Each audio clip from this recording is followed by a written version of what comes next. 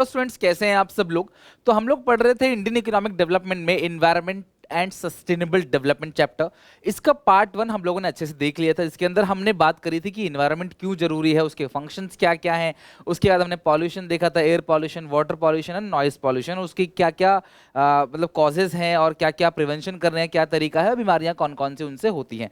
आज जो हम बेसिकली पार्ट 2 पे बात करने वाले हैं वो बात करने वाले हैं एक्सेसिव क्लास, मतलब कि आप जो नेचुरल रिसोर्सेज है ना उसका एक्सेसिव एक्सप्लॉयटेशन कर रहे हैं, यानी कि excessive exploitation of natural resources. देखो, अगर हम कोई भी मशीन खरीदते हैं, बिल्डिंग खरीदते हैं, फर्नीचर खरीदते हैं या कोई भी फिक्स एसेट्स अगर हम खरीदते हैं तो वो पता है हमको कि भाई इस 1 साल बाद उसकी वैल्यू कम होगी, 2 साल बाद थोड़ी और वैल्यू कम होगी और एक टाइम के बाद वो खत्म हो जाएगा। तो हम उसके लिए हर साल क्या करते हैं, प्रोविजंस बनाना स्टार्ट कर देते हैं। लेकिन जो नेचुरल रिसोर्स है, जो नेचर ने हमें दिया है, जो कुदरत ने हमें दिया है, वो भी तो दिन ब दिन डैमेज हो रहा है।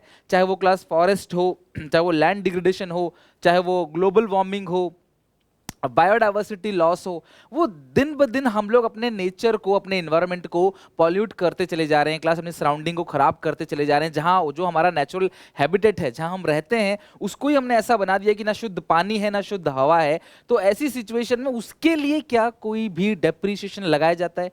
क्या उसके लिए कोई प्रोविजन बनाया जाता है पहले से कि ठीक है कि यार एक पेड़ काट रहे हैं तो एक पेड़ और लगाएं, 2 पेड़ लगाएं? नहीं, इस तरीके से कोई काम नहीं होता। जिस तरीके से पॉपुलेशन बढ़ता चला जा रहा है, दिन ब दिन लोगों की डिमांड बढ़ती चली जा रही है, हम लोग टेक्नोलॉजी पे बहुत ज़्यादा डिपेंड होते चले जा रहे हैं क्लास, बहुत ज़्यादा क्लास मतलब कि मशीनों पे डिपेंड होते चले जा रहे हैं। कहीं ना कहीं क्लास यही सेम चीज़ जो है वो पूरा का पूरा वर्ल्ड को डिस्ट्रॉय भी करेगा। तो एक्सेसिव नेचुरल रिसोर्स का मतलब क्या है यहाँ पे? नेचुरल रिसोर्स का मतलब क्या है? Forest, mineral, soil etcetera. In order to achieve economic growth man need natural capital, that is natural resource. भैया देखो, किसी भी इकोनॉमी को ग्रो करना है तो उसको नेचुरल रिसोर्स भी चाहिए, साथ में फिजिकल कैपिटल भी चाहिए, लाइक मशीन बिल्डिंग, फर्नीचर, ये सब। As production increase both get depreciated. भैया मशीन भी चाहिए, नेचुरल रिसोर्स भी चाहिए। प्रोडक्शन बढ़ाते चले जाएंगे, दोनों ही डेप्रिशिएट होता है। लेकिन क्लास सिर्फ फिजिकल असेट के लिए हम लोग प्रोविजन बनाते हैं डेप्रिसिएशन का, लेकिन नेचुरल असेट पे कोई भी डेप्रिसिएशन का प्रोविजन नहीं बनाते। सोचते हैं नेचर का है, ये खराब हो रहा है, इससे हमारा क्या नुकसान है। मशीन हमने खरीदी है पैसे देके, भैया वो अगर डेप्रिशिएट हो रहा है उसके लिए प्रोविजन बनाएंगे।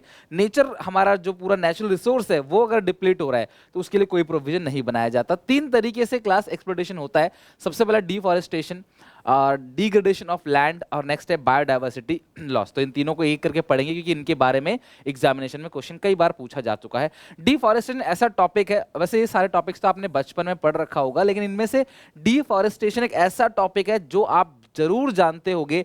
पेड़ों को काट दिया जाता है, जंगल को हटा दिया जाता है ताकि वहां पे कुछ और बनाया जा सके। चाहे मेट्रो लाइन बिछाई जाए, चाहे बुलेट ट्रेन की लाइन बिछाई जाए, चाहे फैक्ट्री बनाई जाए वहां पे, चाहे वो होटल बनाया जाए क्लास, या फिर कोई भी इंडस्ट्री लगाई जाए वहां पे, रेजिडेंशियल एरिया बना दिया जाए, उसके लिए क्लास जंगल को काट देते हैं। और आप सबको पता होना चाहिए क्लास कि जो ये पेड़ होते हैं, इन्हीं पेड़ों की वजह से वर्षा होती है और इन्हीं पेड़ों की वजह से क्लास हम सांस ले पाते हैं। अगर ये पेड़ ही नहीं रहेंगे तो सोचो क्लास कैसे जिंदा रहना पॉसिबल होगा हम लोगों का।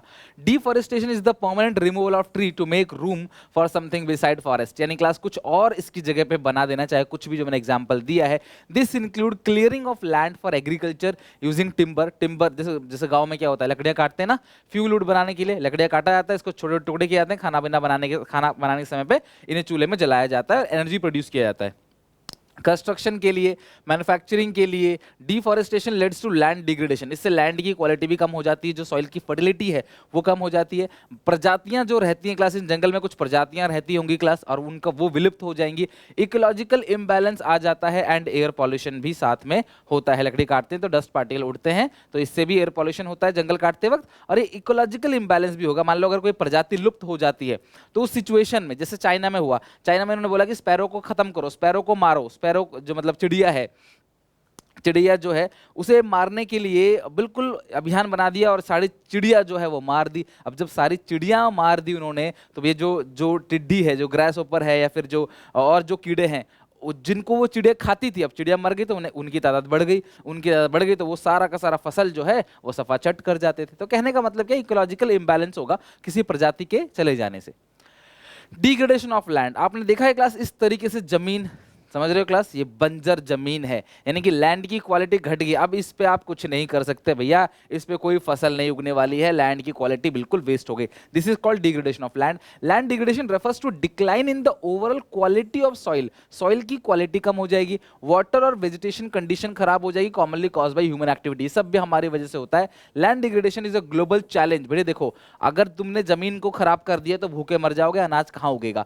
Challenge that everybody affect the food insecurity in higher food prices. भैया सीधी सी बात है, अनाज नहीं उगेगा तो अनाज महंगा मिलेगा। हमारे भारत में फिर भी अनाज सस्ता, अगर आप यूएस की बात करो, आप अलग डेवलप नेशन में जाओ तो वहाँ पे अनाज इंपोर्ट किया जाता है और वहाँ पे अनाज इतना महंगा है कि भैया आप यहाँ पे 50 रुपए में पेट भर के खाना खा सकते हो हमारे भारत देश में, लेकिन वहाँ पे आप 50 रुपए छोड़ो क्लास, 300 400 रुपए 500 रुपए लग जाएगा आपको एक टाइम का खाना खाने के लिए मिनिमम, क्योंकि भैया वहाँ पे फूड प्राइसेस ज़्यादा है। और भी बहुत सारे फैक्टर डिपेंड करते हैं, लेकिन ये कहते हैं कि भैया अगर तुमने ज़मीन खराब कर दी तो अनाज कहाँ उगाओगे, फूड इनसिक्योरिटी होगी, प्लस फूड के प्राइसेस जो है वो आपको बहुत ज़्यादा मिलेंगे। अब ये लैंड डिग्रेडेशन होता क्यों है, तो सबसे पहला है class soil erosion. Soil erosion का मतलब क्या है, जब तेज हवा चलती है ना, बचपन में पढ़ा होगा आपने, आई होप आप वही सेम चीज लिख सकते हो यहाँ पे अगर आता है तो जब तेज तेज हवा चलती है क्लास या फ्लड आ जाता है तो उससे जो सॉइल होती है ना, मट्टी मट्टी मृदा मट्टी, तो मट्टी के ऊपर का जो मतलब कि एरिया है, पोर्शन है, ऊपर की जो लेयर आप कह सकते हो, वो उड़ जाती है और उसके अंदर ही मेजर न्यूट्रिएंट्स रहते हैं, जिसकी वजह से क्लास सॉइल की फर्टिलिटी खराब हो जाती है। Like it is the loss of upper layer, soil का जो अपर लेयर है in the soil which contain the major nutrients such as nitrogen, phosphorus, potassium, the growth of plant, जो plant की ग्रोथ के लिए जरूरी है। जब वो उड़ गया तो प्लांट ग्रोथ होगा ही नहीं, और अगर प्लांट ही मट्टी को बांधे रखता है, ध्यान रखना, प्लांट ही नहीं होगा तो क्लास इस तरह से मट्टी फट जाएगी और क्लास वो बंजर बन जाएगा। अगला है ओवरग्रेजिंग। बहुत ज़्यादा चरने की वजह से, बहुत ज़्यादा अगर जानवर जो है वो गाय भैंस बकरी ये सब पालते हैं, भेड़ पालते हैं, तो वो चराने ले जाते हैं, तो बहुत ज़्यादा घास के चरने की वजह से भी सॉइल की फर्टिलिटी खराब हो जाती है। फर्टिलाइजर अगर यूज़ किया जाए, पेस्टिसाइड यूज़ किया जाता है, छिड़काव करते हैं केमिकल्स का, तो उससे भी सॉइल की फर्टिलिटी खराब होती है। एक्सट्रैक्शन ऑफ ग्राउंड वाटर, बहुत ज़्यादा अगर आप ग्राउंड वाटर को एक्सट्रैक्ट करते हो नीचे से, तो उससे भी सॉइल की फर्टिलिटी खराब होती है। और इम्प्रॉपर क्रॉप रोटेशन, अगर आपने क्रॉप रोटेशन सही से नहीं किया तो उससे भी सॉइल की फर्टिलिटी खराब हो जाती है। यानी कि ये सारे के सारे क्रॉप को भी रोटेट करना रहता है, ये नहीं कि एक ही क्रॉप उगाए जा रहे हो, हमेशा रोटेट करो, ये फिर कुछ दूसरा, फिर कोई दूसरा, गांव में ऐसे ही होता है। तो ये सबसे क्या होता है, लैंड डिग्रेड हो जाता है, यानी कि लैंड की जो क्वालिटी है वो खराब हो जाती है, न्यूट्रिएंट्स खत्म हो जाते हैं, इसकी वजह से पौधों का उगना बड़ा ही मुश्किल हो जाता है। बायोडाइवर्सिटी लॉस, किसी एक प्रजाति का लुप्त हो जाना, आपने सुना होगा डायनासोर लुप्त हो गए थे, राइट।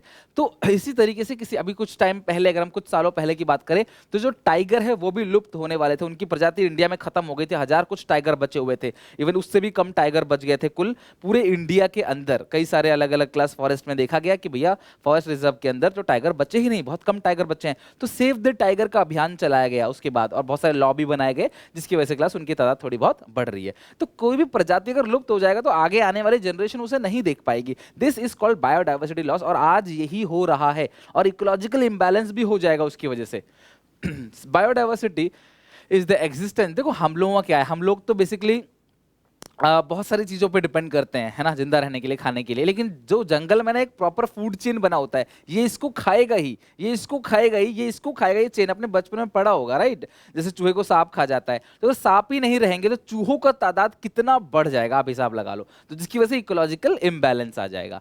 तो इसमें लिखा हुआ है biodiversity the existence of number of different kind of animal and plant which together make a good and healthy environment. Biodiversity loss is the disappearance of different kind of spices class, यानी कि different kind of species, like यहाँ पे plant हो गया, different kind of species में आगे आपके animal हो गया world wide, and also the local reduction और class loss of species in different habitat, habitat मतलब जहाँ पे वो रहते हैं। तो अगर किसी पर्टिकुलर मतलब जीव जंतु का डिसअपीयरेंस हो जाता है, this is called biodiversity loss. Here are the following reason of biodiversity loss, कुछ कारण है, जिसमें सबसे पहला जो कारण है वो है पॉल्यूशन।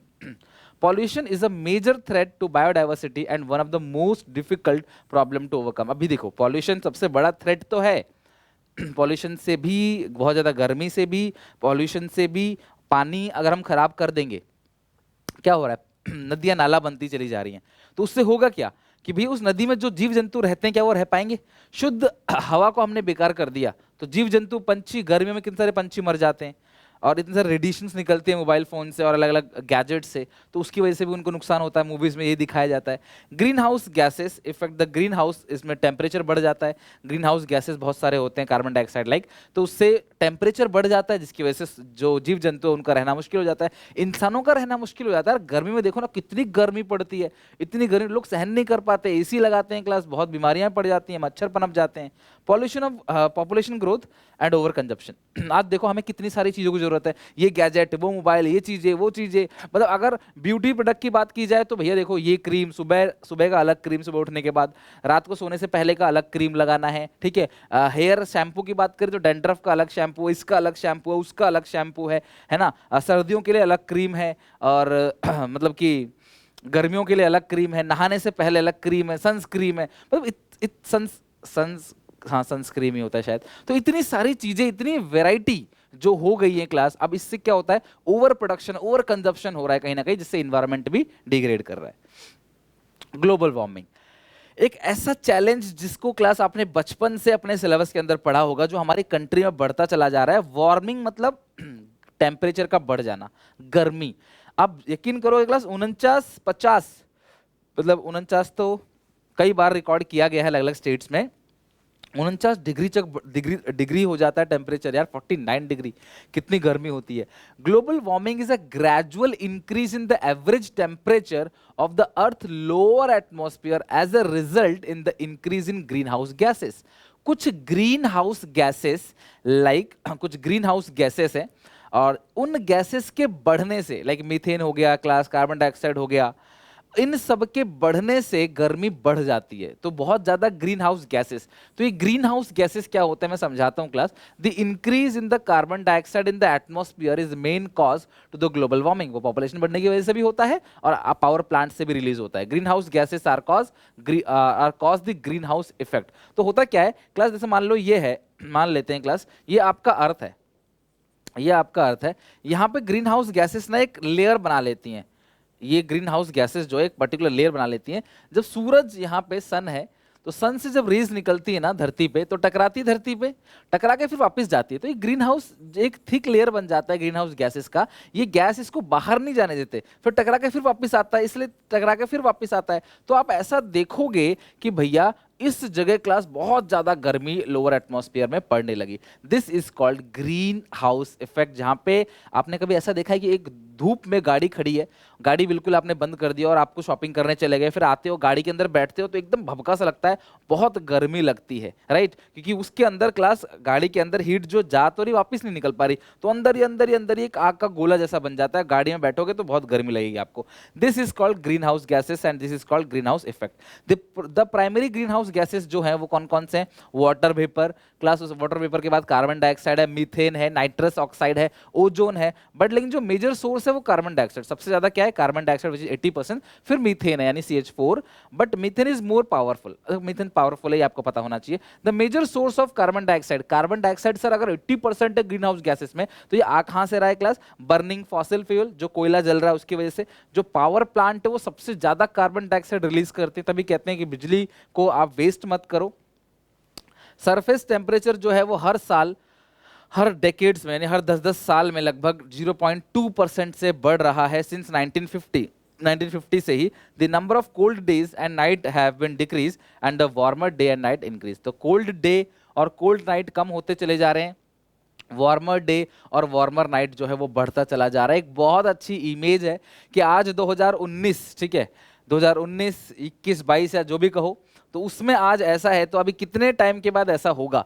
तो ये बहुत क्लास सीरियस इमेज है। आज हम लोग इतना ज़्यादा डेवलपमेंट के ऊपर फोकस कर रहे हैं कि हम ये भूल गए हैं कि अल्टीमेटली हमें रहना इस पृथ्वी के ऊपर ही है, रहना पृथ्वी के ऊपर ही है। तो इतना ज़्यादा हम उसको वेस्ट ना करें कि कल को ऐसा हो जाए पूरा आग ही आग हो, जल जाए, जैसे डायनासोर का अंत हो गया था ना क्लास, पूरी दुनिया तबाह हो गई थी, अब ऐसा कुछ ना हो जाए। एटॉमिक एनर्जी, बहुत सारी चीज़ें आ रही हैं ऐसी जो काफ़ी ज़्यादा डेंजर हैं।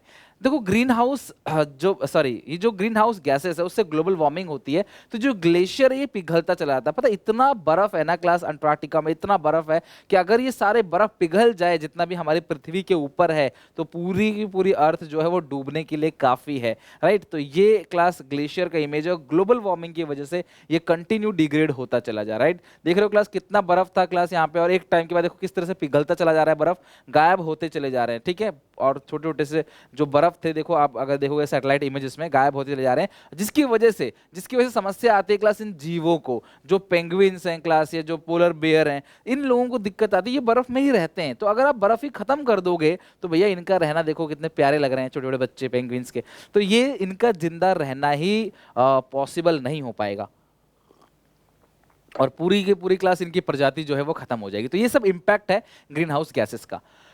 और ग्रीन हाउस गैसेस से क्या हो रहा है क्लास, ग्लोबल वार्मिंग हो रही है उसका। तो ग्लोबल वार्मिंग का सबसे पहला क्या है, टेम्परेचर बढ़ रहा है, सी लेवल जो है वो भी बढ़ रहा है क्लास। ये सारे के सारे नोट्स आपको free of cost SPCC mobile application मिलेगा, तो आप एसपीसीसी मोबाइल एप्लीकेशन जरूर डाउनलोड करें ना, वहां पे क्लास से आपको ये फ्री ऑफ कॉस्ट नोट मिल जाएंगे फ्री स्टडी मटेरियल के अंदर, राइट।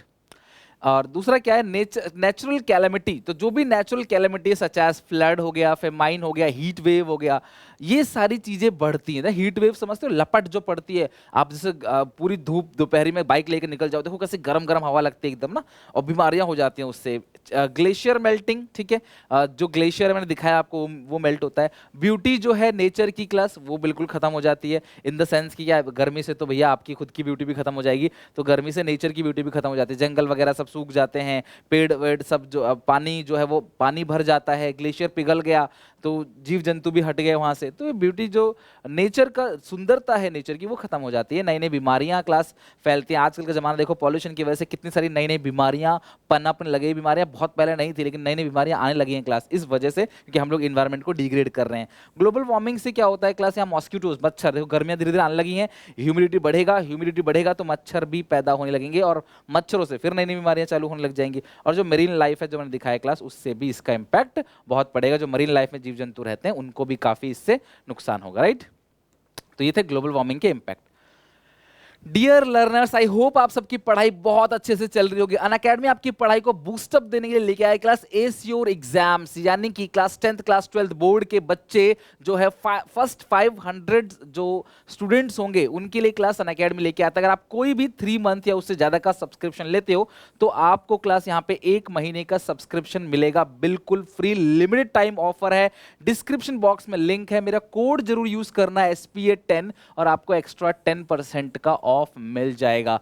इसी तरीके से क्लास मेगा ऑफर आया उन बच्चों के लिए जो MH बोर्ड के हैं, ICSE class 9 10 ISC class 11 12 board के बच्चे, अगर वो कोई भी 12 मंथ का सब्सक्रिप्शन या उससे ज्यादा का सब्सक्रिप्शन लेते हैं तो उनको 2 मंथ्स का एक्सटेंशन मिलेगा बिल्कुल फ्री। अगर आप प्लस सब्सक्रिप्शन लेते हो तो एक्स्ट्रा मंथ प्लस के, आइकॉनिक सब्सक्रिप्शन लेते हो तो एक्स्ट्रा मंथ आपको मिलेंगे आइकॉनिक सब्सक्रिप्शन के। डिस्क्रिप्शन बॉक्स में लिंक है, जाओ ऐप डाउनलोड करो अनअकैडमी का और जाके क्लास कोर्सेज को चेक करो। अच्छा लगे तो आप आज ही बाय करना, कोड यूज करके SPA10। अब आते हैं ओजोन डिप्लेशन पे। अच्छा, अब ये ओजोन डिप्लीशन क्या है? अभी तक जो आपने पढ़ा वो पढ़ा था ग्लोबल वार्मिंग। आपने बहुत छोटी क्लासेस में बड़े एक बात पढ़ी होगी, ओजोन लेयर जो सन से आने वाली अल्ट्रावायलेट रेस को रोकता है, जिस रेडिएशन से स्किन कैंसर जैसी बड़ी बीमारियां भी हो सकती हैं उनको ये रोकेगा। तो ओजोन डिप्लीशन क्या है? It refers to the phenomenon of reduction in the amount of ozone. किसका क्लास? ओजोन का जो अमाउंट है वो रिड्यूस हो रहा है स्ट्रेटोस्फियर में। कहने का मतलब ये है, ये क्लास एटमॉस्फियर है और इसके बहुत सारे अलग अलग लेयर होते हैं। इन लेयर को तुम्हें याद नहीं करना, it is not in your syllabus, but knowledge के लिए पहला है ट्रोपोस्फियर, जहां पे बेसिकली हवाई जहाज जिस लेयर में उड़ता है। स्ट्रेटोस्फियर क्लास, जहाँ पे स्पेस अंतरिक्ष जिसको बोलते हैं। Mesosphere, thermosphere, exosphere. मतलब एक्सोस्फियर में तो कुछ भी नहीं, सैटेलाइट भी देखो यहीं पे ही थर्मोस्फियर के अंदर अंदर मेसोस्फियर के अंदर समा जाते हैं। उल्का पिंड देखो यहाँ पे उड़ रहे होते हैं, ठीक है। एस्ट्रॉइड कह सकते हैं, ठीक है। तो ये जो जिस कहते हैं ना हमारी पृथ्वी का तबाह हो गया था उस एस्ट्रॉइड के टकराने से। मतलब एस्ट्रॉइड मतलब बहुत बड़ा पत्थर, सर बहुत बड़ा मतलब इतना बड़ा इतना बड़ा इतना बड़ा कि पृथ्वी से भी बड़ा होता है कई बार और पृथ्वी से भी छोटा होता है कई बार, ठीक है। तो जब वो आके टकरा जाते हैं, सोचो तो क्या होगा। अब ग्रेविटी कितनी है, अर्थ की ग्रेविटी कितनी तगड़ी है। अब सोचो इतनी बड़ी चीज, कोई बहुत बड़ा पत्थर आएगा टकरा जाएगा तो क्या होगा, आग लग जाएगी, फट जाएगा। और ऐसा कई जगह एस्ट्रॉयड गिर भी चुके हैं इंडिया में, ठीक है, जिसे आप कई बार टूटता तारा भी बोल देते हो, टूटता तारा है तो वो इस तरीके से एक एस्ट्रॉयड होता है, बहुत छोटा होता है लेकिन वो फिलहाल, ठीक है, ये काफी बड़े हैं। और ये होगा क्लास पूरा एटमॉस्फेयर, देखो ये तारे हैं, ठीक है। चलो, तो मैं ये कह रहा था कि यहाँ पे एक लेयर होती है जिसको बोलते हैं ओजोन लेयर, ठीक है, एक लेयर होती है जिसको हम लोग बेसिकली क्या बोलते हैं, ओजोन लेयर। मैं समझाता हूँ आपको क्या होता है। ये वो लेयर है जो सन से आने वाली जो खराब रे, देखो सन हमें बहुत सारी रेज देता है, अच्छी होती है हमारे लिए, कुछ खराब होती है, लेकिन ये वो रेज जो अल्ट्रा वायलेट रेज है जो उस सन से आ रहा है, और हार्मफुल रेज है जो ऊपर से आ रहा है, और जिसके ऊपर गिरेगा तो उससे क्लास कई सारी बीमारियां उसे हो सकती हैं, लाइक स्किन कैंसर जैसी बीमारियां हो सकती हैं। धीरे धीरे क्या हो रहा है, एक कंपोनेंट है जिसको बोलते हैं CFC, क्लोरोफ्लोरोकार्बन।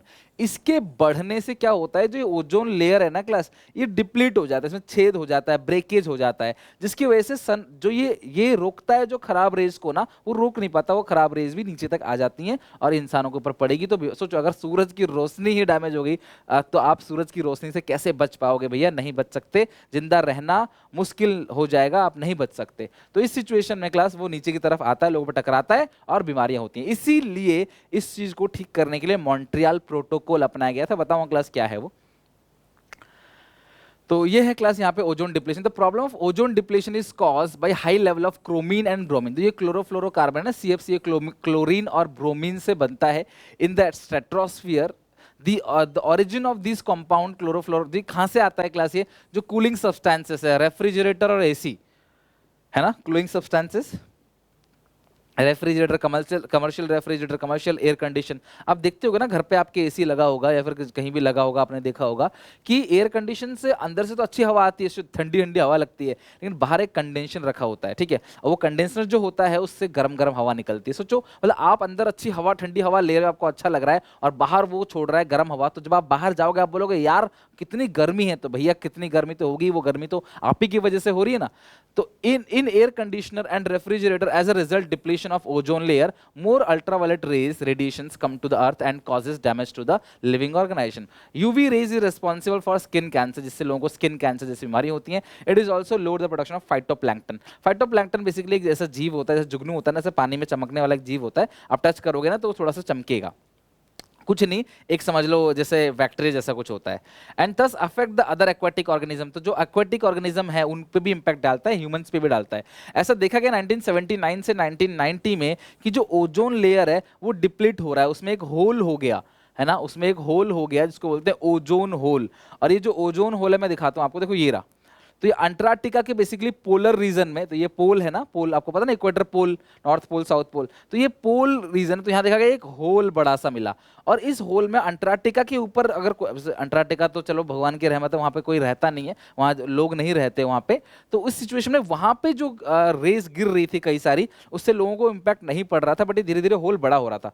तो उस सिचुएशन में सरकार एक मतलब कि एक तरीके से कह लो एक वो बनाया गया, एक संगठन बनाया गया, एक तरीके से अडॉप्शन किया गया किसका, मॉन्ट्रियल प्रोटोकॉल का। यहाँ बहुत सारे कंट्री के लोग आए और उन सब ने मिलकर साइन किया कि भैया हम क्लोरोफ्लोरोकार्बन के कोई भी कंपोनेंट को अपनी कंट्री में चलने नहीं देंगे जिससे ओजोन डिप्लीट ना हो। उसके बाद धीरे धीरे क्लास ये जो ओजोन लेयर का होल है वो धीरे धीरे छोटा होता चला गया। जिस तरह से इंसान खुद को रिकवर करता है ना, आपको चोट लग जाती है, कट जाता है तो आप ठीक हो जाते हो, उसी तरीके से क्लास यहाँ भी नेचर भी खुद को ठीक कर लेगा। आप उसे खराब मत करो, ठीक हो खुद अपने आप को कर लेगा। तो ये होल धीरे धीरे भर रहा है और इस सिचुएशन में वो ठीक हो रही है। तो इसमें लिखा हुआ है Montreal protocol as well as other ozone depleting chemical, मतलब वो कोई भी केमिकल यूज मत करो जो ओजोन को नुकसान पहुंचाए, ठीक है। ओजोन होल क्या होता है class, ozone hole refers to the depletion of the protective ozone layer in the upper atmosphere over earth polar region Antarctica, but after the international treaty, एक ट्रीटी, एक समझौता, मॉन्ट्रियल प्रोटोकॉल एक treaty है, एक समझौता है, अग्रीमेंट है सभी कंट्री के बीच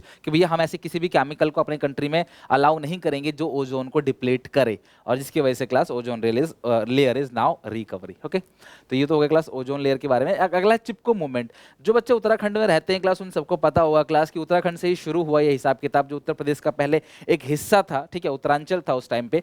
तो चिपको मूवमेंट बेसिकली एक ऐसा आंदोलन है, सोशल मूवमेंट है, जो सत्याग्रह जैसा नॉन वायलेंट है। भाई लड़ाई झगड़ा नहीं करेंगे, शांति से जो है आंदोलन करेंगे। This is mainly done through the act of hugging trees to protect them from the being cut down. महिलाएं और या कोई भी कह लो क्लास पेड़ों को इस तरीके से जकड़ लेते थे ताकि क्लास कोई भी पेड़ों को ना काट पाए, कि भाई पेड़ों को अगर काटना है तो भैया हमें काटो, पहले पहले हम मरेंगे। वो कहता ना कि भाई तुम्हें इसको कुछ कहने से पहले मेरी लाश से गुजरना पड़ेगा, समथिंग लाइक दैट। तो यहाँ पे इस पेड़ों को पूरी तरह से घेर लेते थे ये, ताकि लकड़ी काटने वाले जो आते थे वो लकड़ियों को नहीं काट पाते थे। This is called class Chipko movement. The first Chipko movement took in the place of village of class Mandal village, Alaknanda valley, Uttarakhand में है 1973 में अप्रैल में। जो 5 सालों में अलग अलग डिस्ट्रिक्ट में, जो हिली एरिया के अलग अलग डिस्ट्रिक्ट में हिमालय इन उत्तर प्रदेश, वहां फैल गया। सुंदरलाल बहुगुणा इन्होंने स्टार्ट किया था चिपको मूवमेंट, राइट, सुंदरलाल बहुगुणा इन्होंने मूवमेंट। इसी तरह से सेम मूवमेंट जो है वो कर्नाटका में भी स्टैब्लिश हुआ, इसको बोलते हैं एपिको मूवमेंट, जिसका मतलब क्या होता है, पेड़ों को गले से लगा लेना या हग करना।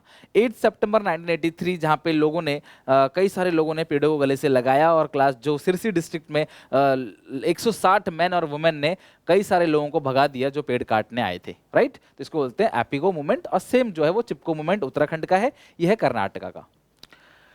नेक्स्ट है पॉल्यूशन कंट्रोल बोर्ड। अब पॉल्यूशन इतना ज्यादा बढ़ गया, बेसिकली एयर पॉल्यूशन जो है और वाटर पॉल्यूशन कंट्री के अंदर इतना ज्यादा बढ़ गया है कि पॉल्यूशन कंट्रोल बोर्ड बनाना पड़ा क्लास 1974 में, in order to address the 2 major environmental concern in India, like air pollution और वाटर पॉल्यूशन। यानी कि एयर और वाटर पॉल्यूशन के लिए सरकार ने क्या बनाया, पॉल्यूशन कंट्रोल बोर्ड बनाया। और इस बोर्ड का काम क्या है कि पॉल्यूशन को कंट्रोल करना। किस तरीके से ये प्रमोट करेगी, cleanliness of stream, well, rivers, इन सबको क्लीन करना। भैया वाटर पॉल्यूशन मतलब सारा का सारा जो भी नदियां हैं क्लास, उन सबको क्लीन करना, स्ट्रीम, झरने, इन सब की साफ सफाई करना। To improve the quality of air and control the air pollution, air की क्वालिटी को इंप्रूव करो ताकि एयर क्वालिटी इंडेक्स में अच्छा इंडेक्स आए और पॉल्यूशन कम हो।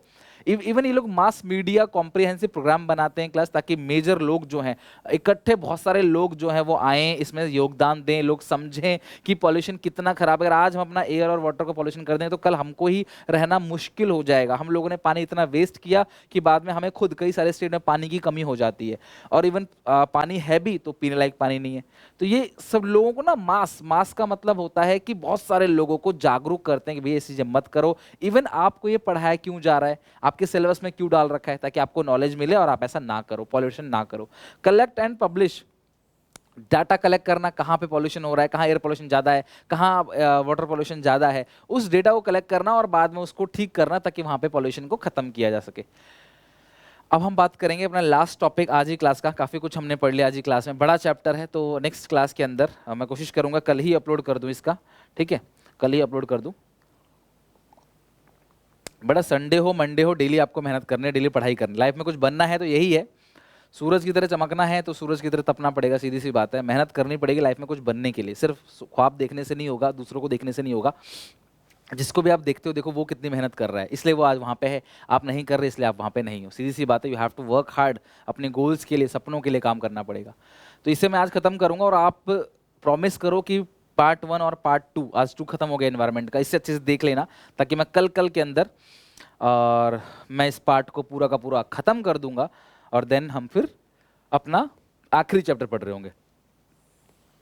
अच्छा सुनो, हमने एनवायरनमेंट की बहुत सारी बातें की, थोड़ा सा हम अपने देश के बारे में, हमारा जो प्यारा भारत है, हम उसके एनवायरनमेंट की बात करते हैं। क्या है, इंडिया जो हैबिटेट है रहने की जगह है, वो पूरे वर्ल्ड की लगभग 18% लोग, पूरे वर्ल्ड में अगर 100 लोग हैं तो 18 लोग भारत में रहते हैं, लेकिन जो भारत की जगह है पूरे वर्ल्ड में से वो सिर्फ 2.4% है। सोचो, ऑलरेडी इंडिया ओवर क्राउडेड है, ऑलरेडी डेंसिटी पॉपुलेशन इंडिया की वो बहुत ज़्यादा है, थोड़ी सी जगह में बहुत ज़्यादा लोग रहते हैं, जगह जगह भीड़ इसका सबसे अच्छा एग्जाम्पल है, आप देखते होंगे। तो यहाँ पे इंडिया की जगह कम है और लोग ज़्यादा हैं और 22% लोग जो है वो गरीबी रेखा से नीचे हैं। अगर हम एयर की बात करें, इंडिया का एयर पॉल्यूशन लगभग 12.5 ऑफ ऑल डेथ, सोचो 100 में से लगभग 12 से 13 लोगों की डेथ हो जाती है एयर पॉल्यूशन की वजह से, और हर साल लाखों बच्चों की डेथ हो जाती है 5 साल से छोटे उम्र के बच्चों की due to bad air quality of country की हवा इतनी अच्छी नहीं है, जहरीली हवा। एक टाइम पे तो दिल्ली की हवा को एक तरीके से मतलब कि पॉइजनस हवा घोषित कर दिया गया था कि भैया ये जो जिस हवा में लोग रह रहे हैं भैया ये तो इसकी डिग्री तो पॉइजनस है, मतलब ये तो जहरीला है, बिल्कुल जहर है, पता नहीं लोग कैसे रह लेते हैं, राइट। तो कहने का मतलब क्या है, लाखों बच्चों की जान चली जाती है, छोटे बच्चों की, और ऊपर से क्लास कई सारी बीमारियां होती हैं वो जो due to bad air quality, मतलब एयर क्वालिटी हमारे यहाँ का अच्छा नहीं है। वाटर बॉडी की बात करें, both surface and ground water, surface water भी नदियां सूखती चली जाती हैं और जो ग्राउंड वाटर है वो भी अंडर स्ट्रेस है। 86 water bodies are critically polluted, बुरी तरीके से पॉल्यूट हो चुका है। आपको जो स्वच्छ पानी है वो सिर्फ पहाड़ों में या रूरल एरिया में ही देखने को मिलेगा। तेलंगाना, कर्नाटका, इन सब कंट्री में, केरला में आए दिन लड़ाई होती है, लोगों की जान जाती है। इवन दिल्ली में भी कई सारी जगह जहाँ पानी नहीं मिलता है। और देखो, पानी की अहमियत हम तब तक नहीं समझेंगे जब तक पानी की कमी नहीं होगी। किसी चीज़ की कमी होती है ना तो ही हम उसकी अहमियत समझते हैं। जब तक वो चीज़ें मिल रही हैं, हमें आराम से मिल रही हैं, हम उसकी अहमियत नहीं समझते। तो यार वाटर और क्लास जो एयर है, कम से कम हमें इन दोनों को डैमेज नहीं करना है, और इवन लैंड को भी, क्योंकि भैया लैंड नहीं रहेगा अच्छा तो अनाज कैसे उगाएंगे, समझ रहे हो बात को। और पानी अच्छा नहीं रहेगा तो पानी और हवा तो हमें चाहिए ही चाहिए। हवा सबसे ज़्यादा इंपॉर्टेंट है, सेकंड नंबर पे पानी, फिर आपके लैंड। मतलब ऐसा मेरा मानना है, क्योंकि भैया हम सांस तो हमेशा लेते हैं सुबह से शाम तक, पानी हम 10 बार पीते हैं, 12 बार पीते हैं, ठीक है, खाना हम 3-4 बार खाते हैं। तो इस हिसाब से स्टेट ऑफ लैंड की अगर हम बात करें, लैंड और एग्रीकल्चर की, India farm sector is under threat. India का फार्म सेक्टर अच्छा नहीं है। फार्म का जो इनपुट प्राइसेस है वो बढ़ता चला जा रहा है, फार्म का जो लैंड है वो कम होता चला जा रहा है, जो इंडस्ट्रीज हैं वो उनके लैंड को टेक ओवर कर रही हैं बहुत ज़्यादा। तो फार्मिंग सेक्टर इंडिया का वो भी ग्रो नहीं कर रहा है, और कोई भी अपने बच्चों को फार्मिंग नहीं कराना चाहता, खेती बाड़ी नहीं कराना चाहता। इवन उससे बचने के लिए ही पढ़ाई की जाती है।